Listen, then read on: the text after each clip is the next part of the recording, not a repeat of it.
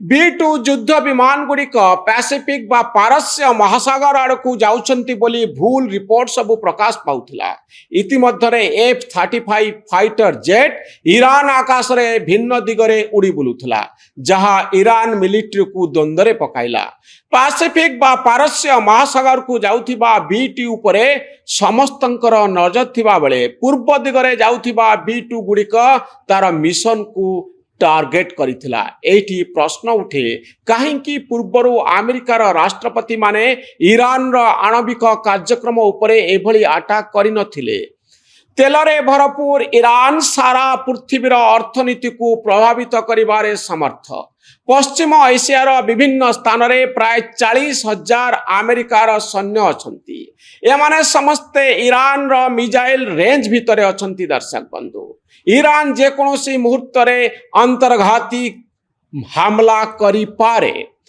हुतिंक ठारू आरंभ करी हिजबुल्ला पर्यंत जिहादी संगठन गुड़िक बड़ बड़ गरिला आक्रमण करि पारंती अमेरिकार सैन्य बाहिनी उपरे, अमेरिकार घाटी उपरे। इस्लामीय राष्ट्र माने एकजुट होई पारंती एवं अमेरिकार विरोधी शक्ति माने यार फायदा नहीं पारंती।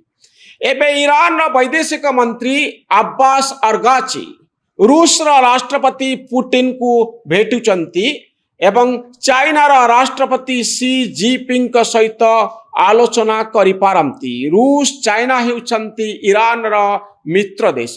अमेरिका को सबक शिखाइबा पई कोनोसी गुप्त योजना हेई पारे, जदिओ तृतीय विश्वयुद्ध भली युद्ध न होई पारे, कारण ईरान या भितरे दुर्बल हो जाइछि। अमेरिका एवं ईरान विरोध अमेरिका एवं इजराइल विरोध रे लड़िबा पई ईरान रो ताकत नहीं, किंतु यार सर्वोच्च नेता आयतुल्ला खमेनी अमेरिका को घृणा करती। पश्चिम सभ्यता ईरान रे किभली न पशु सेतिपाई सारा जीवन से लागिचंती।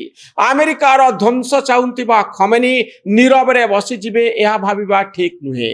तीनोटी आणविक केंद्र उपरे अटैक परे ईरान एबे कोन करूची, यह उपरे सारा विश्वर नजर रहिची। शांति पाई ट्रम्प को नोबेल पुरस्कार दिया जिवा लगी पाकिस्तान दाबी करुथिला।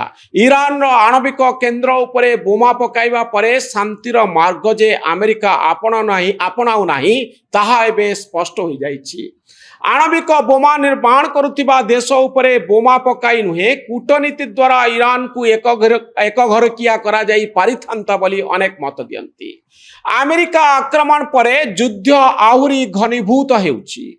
जेतबळे अज्ञात बंकर भितरे बसी खमेनी ईरान रा दिशा निर्णय करुछंती। कौन करिबो ईरान? दुर्बल हो जाइथिबा ईरान, किंतु अंतर्घाती काम पाई समर्थ थिबा ईरान आउ परमाणु केंद्र उपरे आक्रमण करि सारिबा परे अमेरिका आउ इजराइल रा परवर्ती कार्यक्रम कौन?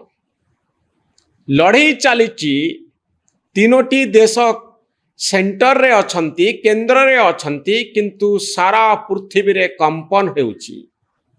आउ सबुठारु गुरुत्वपूर्ण कथा हेउची जो भली अत्याधुनिक युद्धास्त्र व्यवहार करा जाउची। थरे सेई B2 कथा भावंतु जे आकाश रे अदृश्य होई जिवो आउ यारी भितरे आक्रमण करिबा पई समर्थ हबो। ए वीडियोटी केमती लागिला आपण निजर प्रतिक्रिया रखिबे। आम चैनल न्यूज रूम को सब्सक्राइब करिवे। आम वीडियो गुडी को अधिकरु अधिक संख्या रे देखिबे, लाइक आउ शेयर करिवे। धन्यवाद, नमस्कार।